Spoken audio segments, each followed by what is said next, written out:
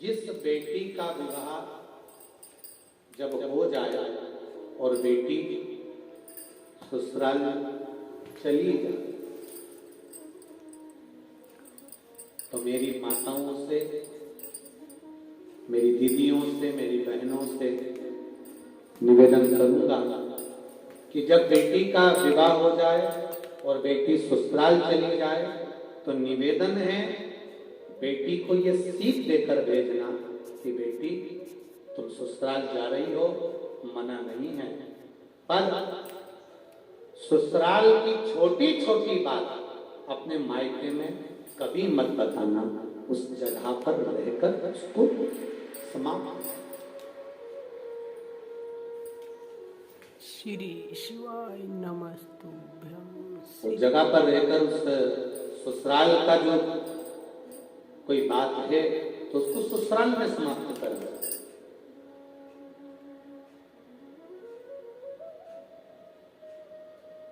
बड़ों की, जितने घर में जो बुजुर्ग होते हैं ना, घर के जो बड़े होते हैं, बड़ों की बात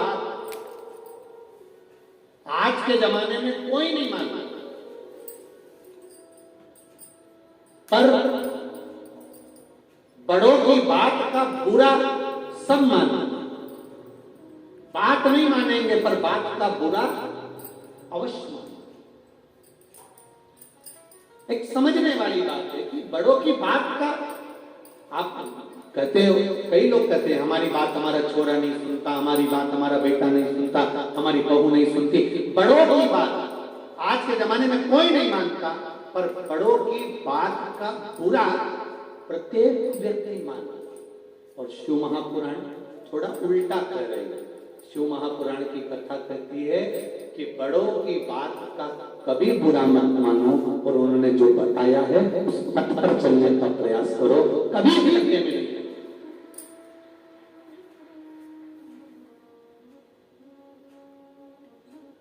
बड़ों की बात अगर मानकर चलोगे तो जिंदगी में कभी नीचे नहीं गिरोगे। एक बड़ा सुंदर संवाद आता है, एक लड़के की शादी नहीं हो रही और लड़के की शादी नहीं हो रही, बड़े परेशान हो गए लड़के के मम्मी पापा, पिताजी, माताजी, ये लड़के की शादी नहीं हो रही।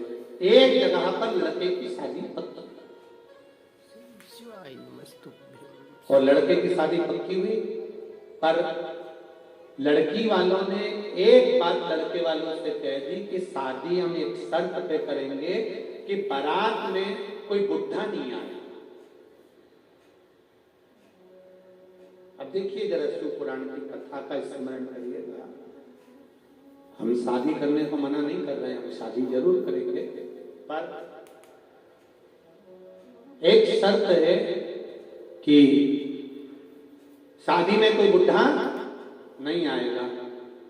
ठीक है साहब, हम बुजुर्गों को लेकर नहीं आएंगे, हम बड़े को लेकर नहीं आएंगे, हम लड़के, ठीक, लड़का तो कम से कम शादी हो जाए, लड़के की शादी तो हो जाए। चला 32 साल का हो गया, 33 साल का हो गया और उसकी शादी नहीं हो रही है, तो कम से कम शादी तो हो जाएगी। हाँ भाई, बारात की तैयारी हुई, घर में जो फूफा जी थे बुजुर्ग, उन्होंने कह दिया चाहे कुछ भी हो जाए, मैं बस के नीचे मर जाऊंगा पर बारात में जाऊंगा। सबने मना करा, साहब देखो फूफा जी तुम मत जाओ, और देखो ये अच्छी बात नहीं है, उन्होंने मना कर दिया था कि कोई बुढ़ा नहीं आएगा, आपको नहीं ले जाएंगे। नहीं, मैं तो जाऊंगा, चाहे कुछ भी हो जाए, मेरे को तो जाना। एक काम करो, अगर ऐसे नहीं ले जा सकते तो मिठाई के डब्बे में मुझे बंद करके ले जाओ।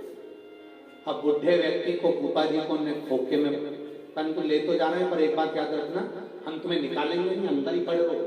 हाँ, हम बस के अंदर पड़े रहेंगे, कोई बात नहीं, पर जाऊंगा।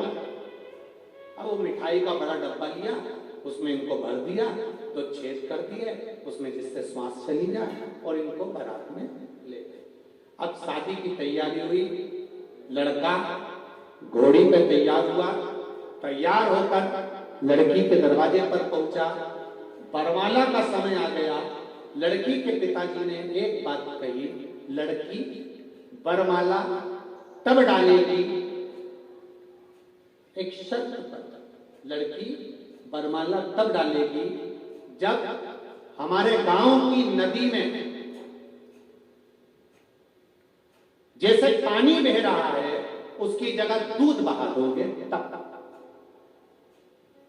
अब तो सारे बारातियों ने सोचा कोई शादी हो रही है, फालतू का बात कर रहा है, नदी में कोई दूध बहेगा? बहुत कठिन काम। सब के सब लड़के को लेके वापिस बस में बैठने लगे। पीछे फूफा जी ने आवाज लगाई खोखे में से कड़कड़ करा, तो किसी ने सुना क्या बात है? फूफा जी ने पूछा क्या हो गया? लड़की के पिताजी ने बोला है कि शादी एक शर्त पे होगी, गांव की नदी में दूध भरा जाए तो लड़की ब्याहेंगे, नहीं तो नहीं ब्याहेंगे। तो इतने में अंदर फूफा जी ने बोला तो फिर क्या कर रहे हो? तो फिर सब बस में बैठ गए, वापिस चल रहे। फूफा जी बोले काहे को चल रहे? लड़की के पिताजी से कह दो तुम पूरी नदी का पानी रोक दो, हम दूध भर देंगे। जाओ जरा बोलो।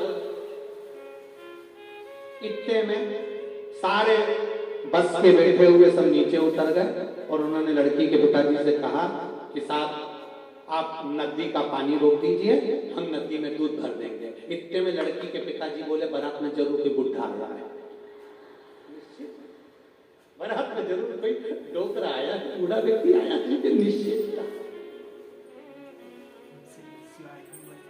शिव पुराण कह रही है श्री शिवाय नमः। बड़ों की बात का कभी बुरा मत मानो। अगर बड़ों की बात को मानकर चलोगे तो ये निश्चित है कि तुम अपनी मंजिल तक पहुंच जाओगे। आपको मंजिल मिल श्री शिवाय नमस्ते। लाइक करें, शेयर करें, सब्सक्राइब करें और बेल आइकन भी दबाएं। श्री शिवाय नमस्तुभ्यम। श्री शिवाय नमस्तुभ्यम।